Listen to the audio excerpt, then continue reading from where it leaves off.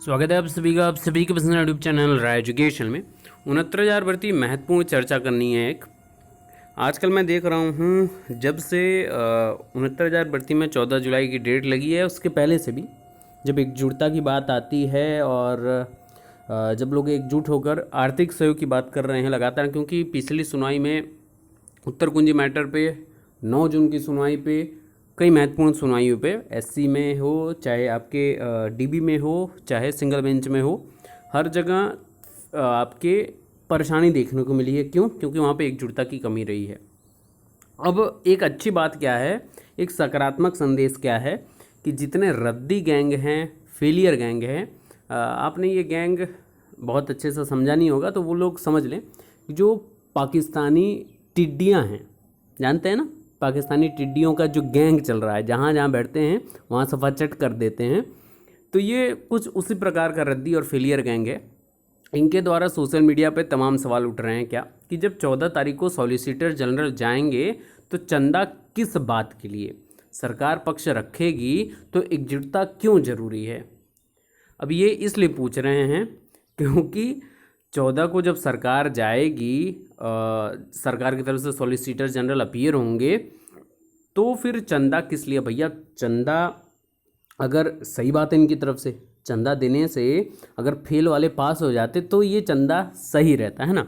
तो ये तो फेल हो चुके हैं पूरी तरीके से, है ना। भर्ती को रद्द इनका मकसद है, उसमें कामयाब हो नहीं पा रहे हैं। तो अब क्या कर रहे हैं कि लोगों को भड़काने का काम कर रहे हैं, सोच रहे हैं कि इनकी बात कहने से बात हो जाएगी। तो एक बात समझ लीजिए, जितने फेलियर गैंग हैं और जितने रद्दी कराने वाले लोग हैं, थोड़ा सा तिलमिलाहट तो होगी, स्वाभाविक सी बात है, होना भी ज़रूरी है, क्योंकि आपकी तिलमिलाहट इन सारी चीज़ों पर दिखेगी, अभी कमेंट सेक्शन में भी दिखेगी। और जानते हैं इस तरीके की वीडियोस को कोई नहीं बनाता, कोई चैनल वाला नहीं बनाना चाहेगा। क्यों? क्योंकि उनको व्यूज़ की पड़ी है, उनको सब्सक्राइबर गेन करने हैं और अच्छा खासा काम करना है, अपना सामाजिक वो बनाना है, दायरा बढ़ाना है और सब्सक्राइबर्स बढ़ाने हैं, व्यूज़ बढ़ाने हैं। मैं इन सब चीज़ों पर नहीं बात करता, या ना मेरा इस पे सोच रहती है। जो रहता है सीधे और स्पष्ट बात बोलूँगा मुंह पे, बुरा लगे लगे, तिलमिलाहट उठे उठे, स्वाभाविक सी बात उठना भी चाहिए, क्योंकि लोग दूसरों को परेशान करोगे तो मौका तो सबका आता है ना। हार होती है तो हार के बाद उसके पीछे जीत भी होती है ना। तो जो लोग सॉलिड तरीके से इस भर्ती परीक्षा में मेहनत जिन्होंने की है, जो एकजुट हैं, तुम्हारी ये कमेंट करने से कि 14 तारीख, और ये इनको यही नहीं पता कि सॉलिसिटर जनरल जाएंगे अपने से, सरकार ने तैयार तो हुई नहीं है, ये एकजुटता का परिणाम है। ये सिर्फ और सिर्फ मेहनत करने वाले पास अभ्यर्थियों की एकजुटता का परिणाम है। अब यहाँ पे इनकी ओर से तिलमिलाहट इसलिए उठ रही है, ध्यान से सुनिएगा, क्योंकि 67 जो वैलिड चयनित लोग हैं, इन विपक्षी द्वारा, फेलियर गैंग द्वारा, रद्दी गैंग द्वारा इतने केसेस किए जा रहे थे, 67 वैलिड लोग कोई बात नहीं बोल रहे थे, एक बात भी, एक शब्द भी नहीं बोला जा रहा है इनके द्वारा। अब ये जब अपनी एकजुटता के लिए उठे हैं तो इनकी तरफ से तिलमिलाहट उठी है, तो ये स्वाभाविक सी बात है। और ये जितने पास अभ्यर्थी हैं वो इस बात को एकदम सकारात्मक दृष्टिकोण से लें, क्योंकि आप लोग सफल हो रहे हो। एक बात एकदम स्पष्ट तरीके से समझ लेना, जितने पास अभ्यर्थी हैं आप सफल हो रहे हैं और आप सफल होंगे भी, और इसका प्रमाण सिर्फ और सिर्फ इन प्रश्नों से आप अंदाज़ा लगा सकते हैं। कल मैंने आह्वान किया था लोगों से कि आपकी एकजुटता रुकनी नहीं चाहिए। जितने लोग विधायक, मंत्री, सांसद, आपके चाहे डीएम हो, कलेक्ट्रेट हो, जहाँ पर भी हो सके आप लोग अपना ज्ञापन देते रहिए। और अच्छा लगता है जब हर जगह ये देखने को मिलता है आप लोगों की एकजुटता का, कि आप सभी अब एकजुट हैं, जागृत अवस्था में चल रहे हैं। और मेरा सभी से निवेदन यही है कि 14 जुलाई की मजबूत पैरवी के लिए आपका जो ये सहयोग है, चाहे आप ज्ञापन देकर सहयोग प्रदर्शित कर रहे हैं, चाहे आप आर्थिक सहयोग देकर प्रदर्शित कर रहे हैं, बहुत इंपॉर्टेंट है। दूसरी महत्वपूर्ण बात, सॉलिसिटर जनरल जा रहे हैं, बहुत अच्छी बात है, लेकिन इस पर तनिक भी विश्वास रखकर आंख बंद करके ये मत चलिएगा कि 14 जुलाई को तो जाएंगे यार, नहीं जाते तो फिर अगली डेट पर हम लोग कुछ काम करेंगे। नहीं, 14 जुलाई आर या पार वाली स्थिति होनी चाहिए, सबसे इम्पॉर्टेंट बात है। देखिए, सबको सब चीज़ पता रहता है, सब कुछ लोग बोलते हैं कोर्ट को तो सब चीज़ पता ही है, उनको गुमराह तो सिंगल बेंच में ही कर दिया, तभी तो यहाँ पर 37,000 पद होल्ड हो गए। ये सब प्रश्न वही उठाएंगे जो रद्दी और फेलियर गैंग्स हैं। फिर उनके बाद कुछ मुद्दा नहीं बचेगा तो वो कुछ आरक्षण का लेकर लोगों को भरमाने की कोशिश करेंगे, है ना। तो जो 67 प्लस सेकंड काउंसलिंग के लिए जो वैलिड अभ्यर्थी हैं उनको परेशान होने की आवश्यकता नहीं है। बाकी पूरा खेमा आपके विपक्ष में आ जाएगा। लेकिन सबसे पॉजिटिव चीज़ क्या है जानते हैं?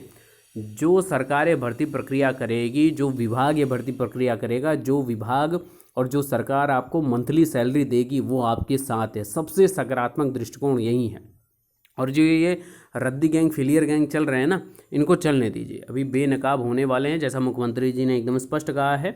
और एक इम्पॉर्टेंट बात ये भी सुन लेना भैया, कान खोलकर, जितने रद्दी और फेलियर गैंग वाले हैं, भविष्य की आगामी जितनी भर्ती प्रक्रियाएं हैं उसमें से डिबार नहीं होने के लिए, उसमें सकुशल बैठकर परीक्षा देने के लिए अगर आपको लगता है कि आप बैठना है आपको, तो कोई भी केस करने से पहले, या आपके लिए एक कह सकते हैं ना कि एक एग्जाम्पल दे रहा हूँ, एक समझ के लिए बता रहा हूँ। यहाँ पर कोई चेतावनी नहीं है और मेरे रुकने से आप रुकने वाले नहीं हैं। लेकिन इस बात को याद रखिएगा, क्योंकि नज़र में जिस दिन बन जाएंगे आप सभी जो लोग भर्ती फंसाने का काम करते हैं, क्योंकि सुप्रीम कोर्ट के द्वारा इतना बड़ा बात कहना और फिर सरकार में इतना तेज़ी लाकर काम करना, सरकार इतना ज़्यादा सजग होकर काम कर रही है, तो कहीं ना कहीं बहुत इंपॉर्टेंट बात है। बाकी जो शिक्षा मित्र बंधु हैं 8017, एक तो है ही नहीं, एक तो नेता नपाड़ी जो हैं वो खुद 90-97 पर पास होकर पहले दिन काउंसलिंग के लिए पहुंच जाते हैं तबाक से, और 8017 लोगों को जो ये पास हैं उनका कोई औचित्य नहीं। बाकी 40-45 और 100 को नौकरी दिलवाने का वादा करते हैं। तो चंदा चोरी यहाँ पर हो रही है, चंदा चोरी वहाँ पर हो रही है जहाँ पे आरक्षण और वर्गवार लोगों को शोषित किया जा रहा है उनके वर्ग वालों के द्वारा, वहाँ चंदा चोरी है। बाकी सभी के दृष्टिकोण पता है, सबको पता है पॉजिटिव चीज़ें क्या हो रही है। आपको भ्रमित नहीं होना है, क्योंकि यही एकजुटता में तोड़ने का समय है और वो आपको होना नहीं है किसी भी रूप में। बाकी आगे चलते रहिए। 14 जुलाई एक दिन टूट, क्योंकि देखिए 1 तारीख, एक डेट में ही सब चीज़ नहीं होने वाला, ठीक है। और ज़रूर नहीं कि हर डेट पे आपके सॉलिसिटर जनरल ही उपस्थित हों या एजी उपस्थित हों आपके, तो वहाँ पर सबसे महत्वपूर्ण हो जाता है आपका जो आप आर्थिक सहयोग कर रहे हैं, वहाँ पर फिर आपके सीनियर हरीश सॉल्वे साहब हों, चाहे कोई भी एससी का सीनियर वरिष्ठ अधिवक्ता हो, वहाँ पर उसकी इम्पोर्टेंस बढ़ जाती है। क्योंकि हर मुद्दे पर, चाहे उत्तरकुंजी मुद्दा हो, चाहे आपका कोई और अन्य मुद्दा हो, क्योंकि बार बार सरकार सॉलिसिटर जनरल को भेजे ज़रूरी नहीं है, एक प्रमुख मुद्दे पर भेज दे बहुत बड़ी बात है अपने आप में। तो सबसे प्रमुख बात यही होनी चाहिए। सरकार तो बोल देगी कि हमने भेज दिया है, बार बार थोड़ी ना भेजेगी। तो यहाँ पर आपके अधिवक्ता जो आपके आर्थिक सहयोग से वहाँ पर पहुँचेंगे वो इम्पोर्टेंट है। तो आर्थिक सहयोग करते रहिए।